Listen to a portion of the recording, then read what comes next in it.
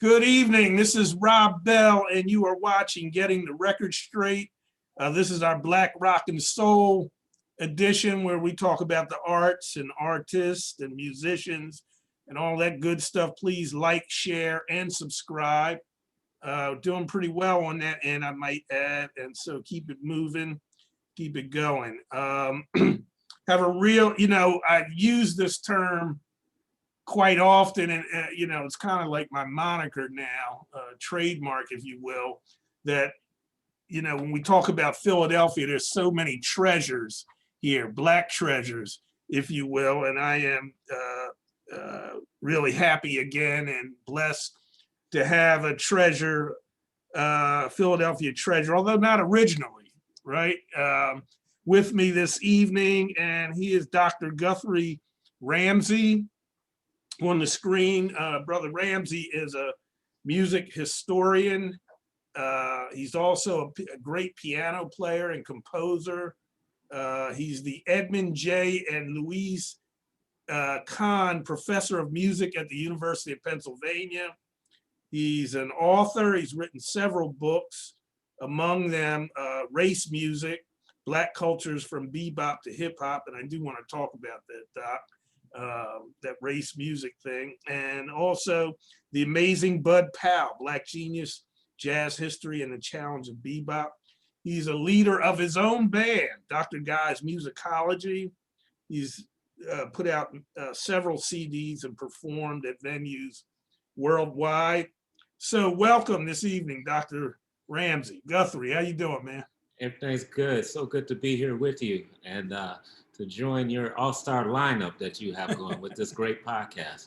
Yeah, it's coming along, man. I really appreciate and glad that you could be here. I'm trying to think. I think the last time we were, well, it's been a while since you can get close to anybody in public socially, but I think the last time we did, we were watching Sumi Tanuka down off of Girard Avenue. Right. Playing, if I'm not mistaken. I think Exuberance. Yeah, at Exuberance. That's a nice place too. Beautiful, beautiful. So how are you? How's everything? Hey, you know what? I'm hanging, just holding my head every day. Uh-huh. I've gotten 2 vaccinations, so Right. maybe that will help my cause. Yeah, well, it's interesting because that's my 9 to 5. About an hour ago, I hung up and finished my contact tracing gig for the Department of Public Health, and I haven't gotten my vaccination yet, though. And I was on my way to get it on Friday and got caught in all this traffic and needed to get back here so I could continue my work. So I don't know. I'm going to get it soon, though. Good luck with that. Let's talk about a few things music-wise. We lost some music geniuses and legends the past week. Mary Wilson of the Supremes, of course, passed away, and the one and only legend Chick Corea also passed away. He was 79, I think. Yes. And Mary Wilson, I think, was 74. I've been reading and checking out a whole lot of stuff, videos and what have you, as well as listening to a lot of his music. And the playlist that I put out a playlist on YouTube twice a week. And so I dedicated some of his stuff and placed it on the playlist. But as a musician, a historian, teacher, and composer, any thoughts on reflections on Chick Corea? Well, of course, like the rest of the world, I was in complete shock to hear the news. We know that the heroes who came before us ultimately will transition, but once I started thinking about it, Chick Corea's music was always a part of my life ever since I started thinking about myself as a serious musician. I can think of two projects that really sold me on this idea that I wanted to be someone who played, and that was Light as a Feather. I'm not sure what year that came out. It's probably the late 70s. And also, there was a piece, uh, an album. I can picture it. I know what's on it: Windows, Lithia, and a bunch of other songs that were just so formative to me because I played them over and over and over and over again to where I could hum every solo. And those two albums were two of the treasures. I mean, I carried those LPs with me everywhere I went, everywhere I moved. If I moved across the country in with a little box when I was a younger man, I would have my my LPs and a few clothes and my stereo. Mhm. And those two projects were always a part of it. And I only got to see him once though, and it was at the Clifford Brown Jazz Festival. You know, where I saw him live, Mhm. and he was with one of In those Wilmington? in Wilmington, yes. He was with one of those, you know, those pickup all-star bands that they have at festivals sometimes, where the person's not really touring with their regular, you know, Mhm. music, but they just put all-stars together. Of course, he killed it. Um, but yeah, what do you say about losing someone who had uh, such a wide musicianship and a Mhm. kind of I just listen to his music and I just feel like it's perfect. Yeah. Each solo, each song, each chord progression. Mhm. Yeah, it's I was really amazed. You know, I'm not a musician, but a fan, and just when like I said, I've just been watching videos that people have made and talked about him and the vastness, the breadth of you know his music and his writing, his compositions were just really amazing. I didn't realize he had, for one thing, as many bands as he has had. Of course, he's played with, you know, played with Miles and played with several other people, but it was, you know, I just been taking that in the last few days, and it just really is amazing. But in terms of your career now, so um, you know, you're a musician and an educator. Why jazz? Why did you settle on jazz? I think, or you think, as Well, opposed to everything else that you could have been getting into, and well, jazz was one of the primary musics that I heard growing up. You know, my mhm, parents listened to a lot of jazz. mhm. Were Um, they musicians?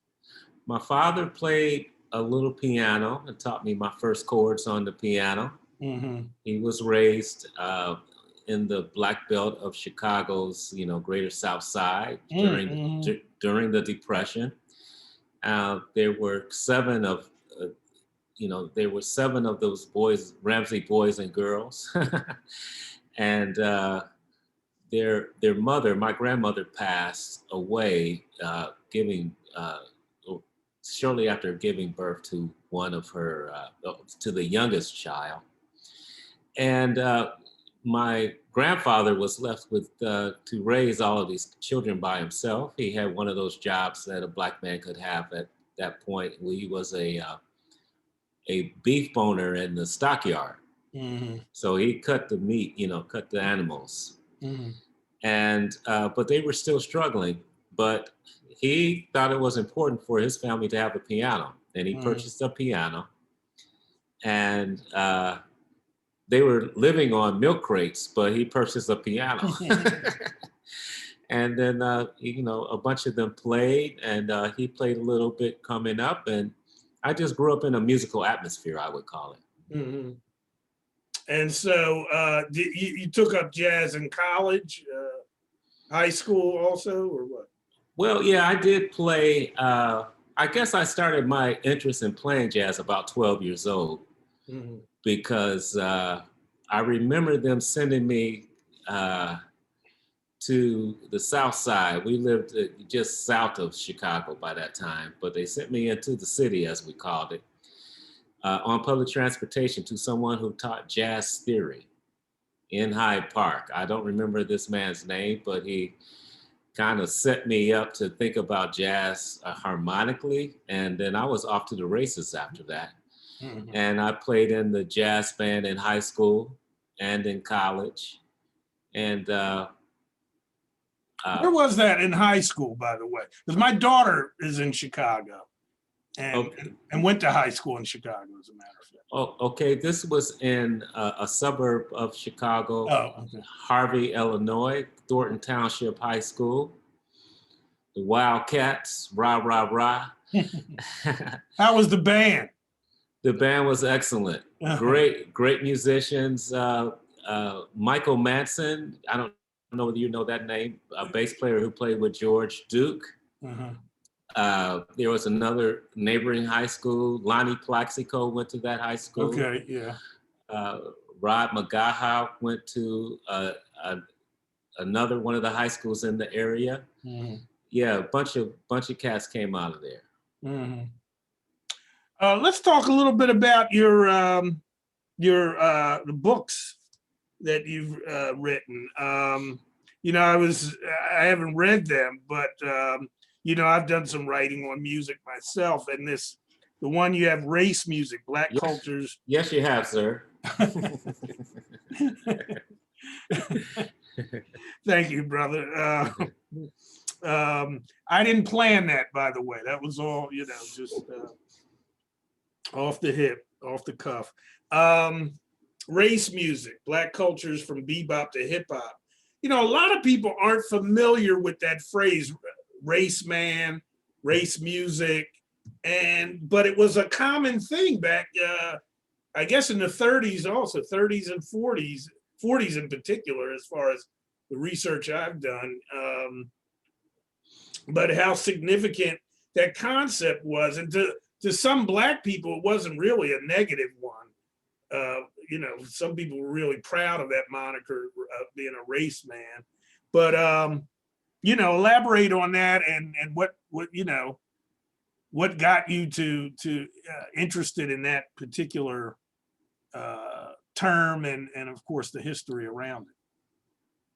Well, I did title the book Race Music for that intentional reason, and that is I wanted to capture some of the what you might call ethnocentric energy, positive ethnocentric energy that people meant when they said someone was a race man or a race woman, which meant that they simply were concerned with the happenings, the occurrences, the progress of their Black community. So it just meant that you were involved, you were an activist, you were educating, you were supporting the cause of liberation and equality. Now, the term race music was a term that was used in the music industry to designate music that was meant to be marketed to Black people. Of course, that did not prevent other people from purchasing these recordings because everybody loved it. But at that time, it was not to call something race music was not to be derogatory. Let's put it that way. It was just a term that people use, like urban in this case, like urban contemporary, and that and all that business. Yeah. I wasn't sure about this, but I know that there were white musicians, and I assume others, Latino, Hispanics, who played Black music, in that time period. Would they be considered, with their music, even though it might sound the same? or I can't think of his name right now. I'd have to go to my book, but there was a guy actually who produced and was a musician. I can't think of his name right now, but he was very popular and may have been out of LA. But anyway, the question is, would they be considered part of that race music genre Oh, also? are you thinking about Johnny Otis? I am thinking about, that's exactly what I'm thinking about. Yeah. Right. Well, you have to remember that America was so segregated when the recording industry started. Uh, you would not have found professional bands that were integrated. That if you did have that, they would not be in the studio making music together. Mhm. And it certainly would not be a public thing. I'm sure people did play together, but you wouldn't see them on publicity photos, let's say. Mhm. That would not happen until the later half of the 1930s, where you would start seeing integrated bands touring. And if they did tour, they most likely would not tour certain parts of the country where Right. people wouldn't want to see that level of public spectacle, of integration. Mhm. Right. So, but everybody listened to the music and everybody was invested in this music. It's just, it took a long time for social customs in the United States to catch up with the music industry. Mhm. So what did you draw? What kind of, I'm sure it was more than one, but what were the major, um, major themes that, came out from that book, Black Cultures from Bebop to Hip Hop? Well, one of the things that I did in that book is I interviewed family members who had migrated from the Deep South uh, to the North. Mhm. So a big part of that music that we think about when I say from bebop to hip hop, or that kind of historical arc of Black popular music, was strongly impacted by the Great Migration. And one of the things that I wanted to think about, first of all, as a scholar, I wanted to understand what formed me. Why did I bring certain sensibilities to listening to music, to playing music? Um, and I also wanted to understand the social energies that circulated in those musics that were, part of the results of the Great Migration. So one of the things we call them interventions in the scholarly world. One of the interventions that I was trying to make is that the experiences of the quote unquote Black masses could be talked about on individual bases, meaning that I could ask my mother, my great aunt, about their experiences in the Great Migration and the role that music played in that, and that it would be a an important framework for understanding the music, uh, an interpretive framework to understand the music. So that's one of the main things I talk about in that book, is matching the interviews with the songs that I analyzed and with the larger social movements that were part of this arc from 1945 to the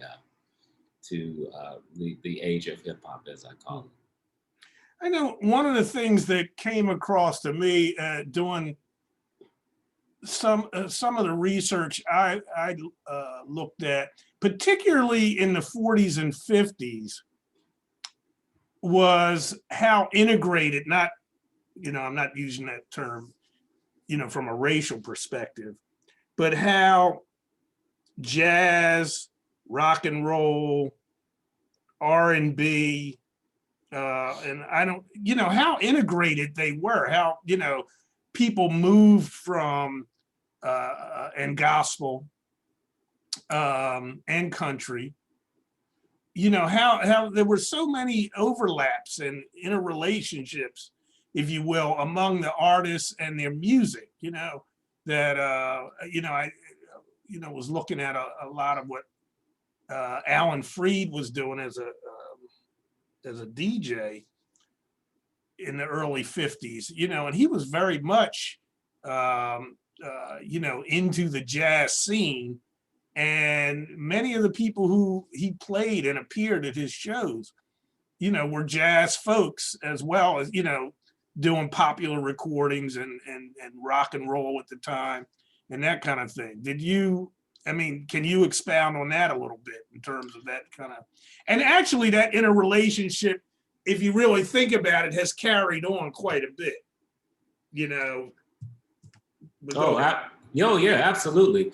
Let's just take where we're based in Philadelphia. That's one of the primary attributes that I say that marks Philadelphia as a unique music culture, is that you have the musicians that, the most popular musicians here, they have church gigs on Sunday.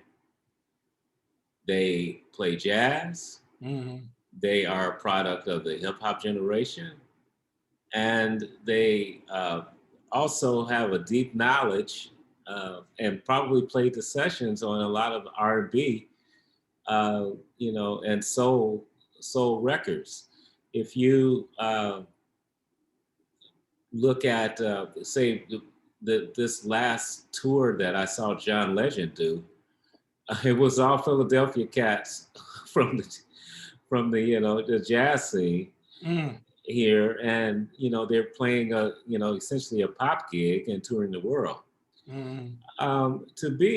Particularly to be a Black musician, since let's just say in the at least the 20th century on, you had to be versatile.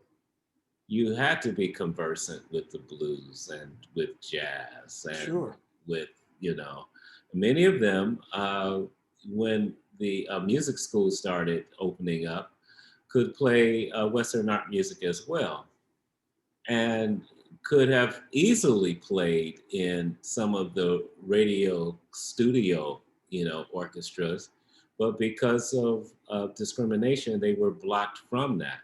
Mm-hmm. So yeah, it's that's another thing that I do talk about in race music. And in fact, I started to question you when you said, "How did I, focus on jazz?" Where actually I play gospel, jazz, R&B. I tour with rock groups. You have to do it all. And, I've had a little taste of it all. So I'm definitely into that integrated look at the music that we call, Black popular music. Mm-hmm. You wrote a book, The Amazing Bud Powell, Black Genius, Jazz History, and the Challenge of Bebop. The significance of Bud Powell.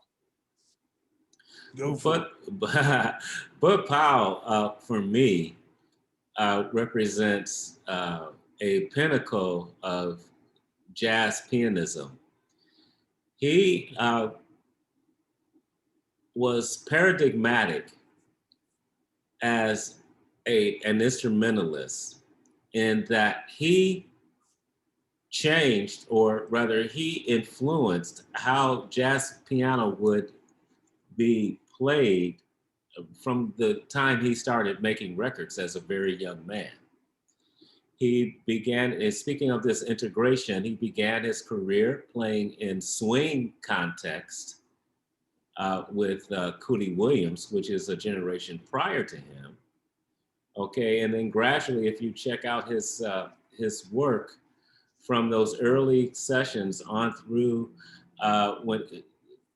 when he started, recording with the bebop greats and producing his own, recording his own albums, he kind of gradually grew into that bebop language on the piano, if you will.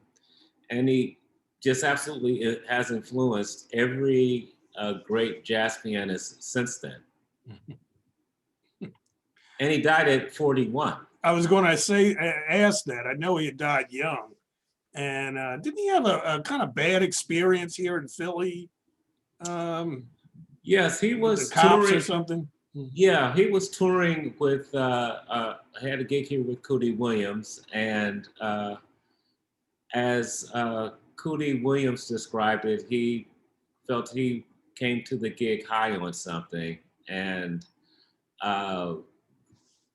played the gig. And then from that point on, the night got very rough for him. And he was arrested and beat savagely, on the head. And his mother had to come and get him. I think he was only 19. Cootie Williams had guardianship for him, at that point, so that he could go out and play music professionally. Mm-hmm. And from that point on, his life was marked with emotional, psychological, and physical traumas. Mm-hmm. Yeah, it's really a shame to hear that. Of course, Miles had a similar kind of incident, not quite as traumatic, but in New York. Let me move on to the, I was listening just yesterday to your CD, Spiritual Vibe. And let me just say, first of all, that is a fantastic piece that you put together. I don't know whether it's getting airtime here in Philly, and I hope all of you are listening out there. It's called A Spiritual Vibe, and it is really a fantastic piece. And I know you touched on, that you do it all and have played it all. And you're at Leslie Callahan's church, right? Yes, St. Paul's Baptist Church. St. Paul's, yeah. I've been there. It's been years ago, and actually have some other connections there. But this is really a fantastic piece. In particular, I don't know if it's more than one, but the one that I heard that featured your daughter, Bridget. Oh, what a beautiful city! Is just really amazing, man. I hope that people buy it, get it, listen to it. It is really fantastic, Thank you. Yeah, you want to talk about it some, how it came together? Sure. As we've been talking about, this idea of integrating gospel with jazz with R&B, throwing in a little hip hop, that has just been my life as a professional musician. And with this particular album, first of all, I'm glad you mentioned our church. It's a progressive kind of social activist church. That's the background of the church, celebrating its 131st anniversary this year. And, I have a very wide idea about what counts as spirituality and what counts as activism. Mm-hmm. And this particular project came together because I was about to go into the hospital to have surgery, and I knew I would have a battle ahead of me. And so what I did is to book a recording session 2 days prior to going under the knife. Or under the robot, as it were, these days. That metaphor doesn't really stand up anymore, I guess. But so I wanted to record the music that I wanted to heal by, because I believe in the healing powers of music. Mm-hmm. I believe in all those spiritual elements of our ancestors and the supernatural elements of it, and I embrace all of that. And so I knew that I would be. My process is to record and meditate on what it is that I'm doing and try to find guidance. I'm always very kind of deliberate and prayerful about who I collaborate with, who I ask to play on different things. Um, and you mentioned my daughter. For me, music is a love language. It's our family, love language has been passed down to us. And I started all my kids on music early, and she's the one who has, taken it up professionally. And I make music with my grandchildren. Before the pandemic started, I had my granddaughter on bass and my daughter and my other granddaughters singing. So it's just really a part of who I am. And and it's so big that I knew that if I created songs that they would help to heal me. And I am uh, completely healed from what we were dealing with. It was a cancer diagnosis. And I am what they call undetectable. And so anyway, those songs all have a spiritual element to them. Uh, Many of those songs I heard in childhood and performed, growing up, and I wanted to put a new spin on them, so they would be appealing to popular or to contemporary audiences, I should say. Yeah. Well, you did spin them, man. Hey. They really are awesome. I was just blown away with that beautiful city piece. I didn't know what to expect, because I was like, Yeah. well, I'm not sure I know what where he's coming from with the title, and that was magnificent, man.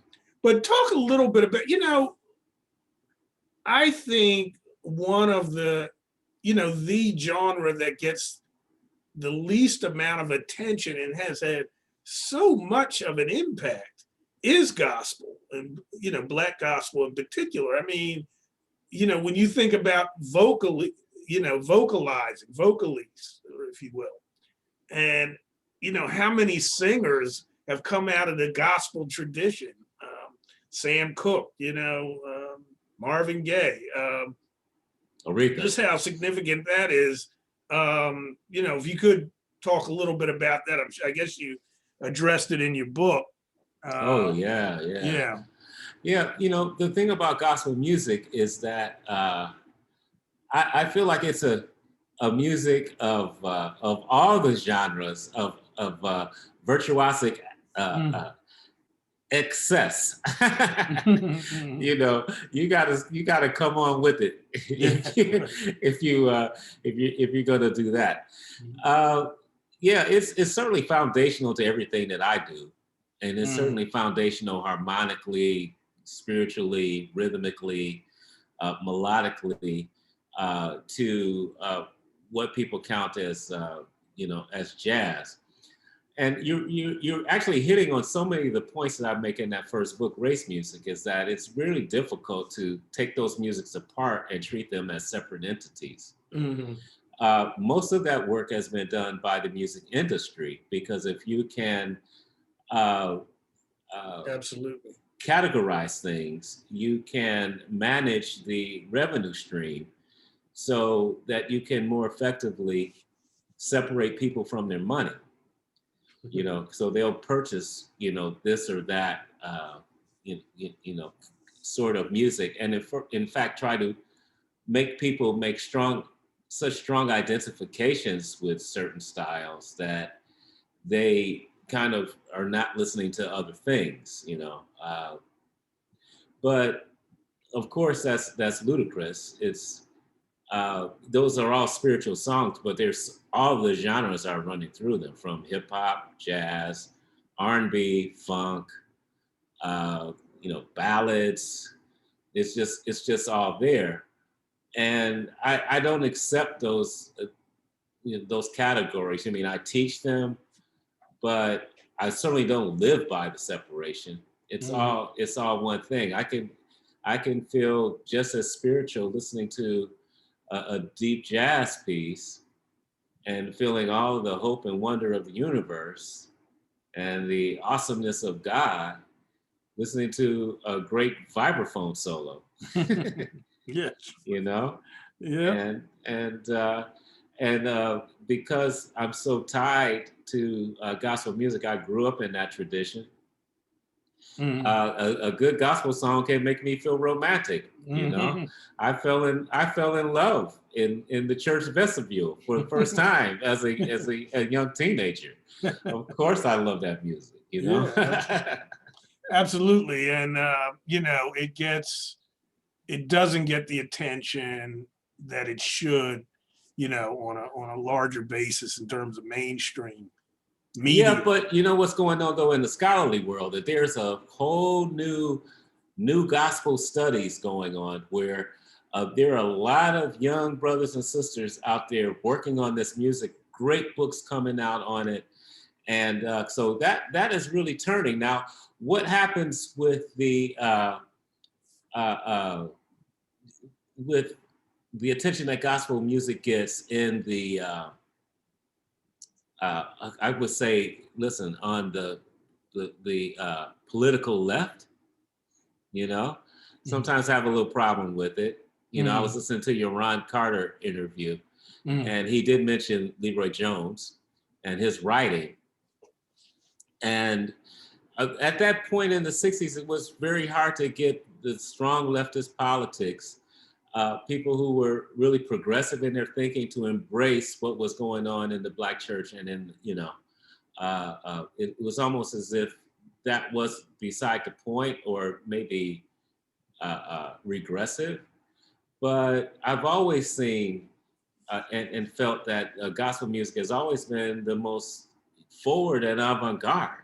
Mhm. You know, placing very very high demands on the performers. So if there was a point that jazz music was a lot more popular to write about among scholars, but that is really changing with the this new generation of Mhm. young Black scholars coming up. Mhm. They don't recognize that as a deterrent. They are going right in, producing great stuff.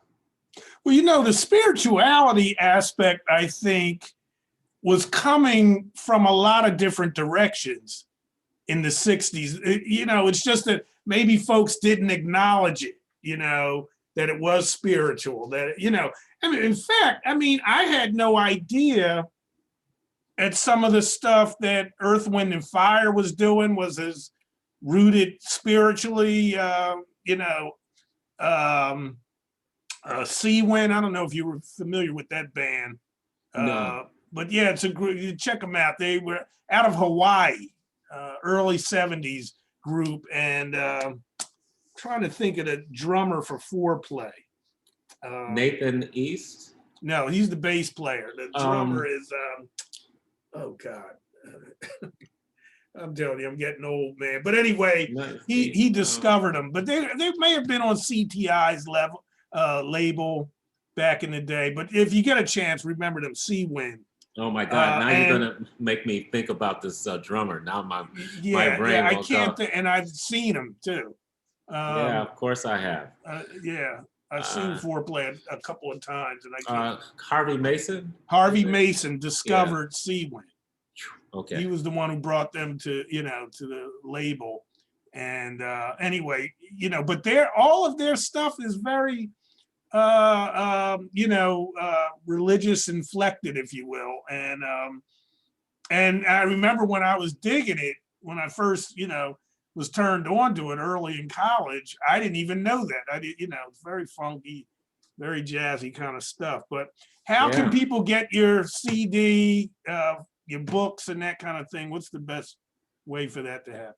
Well,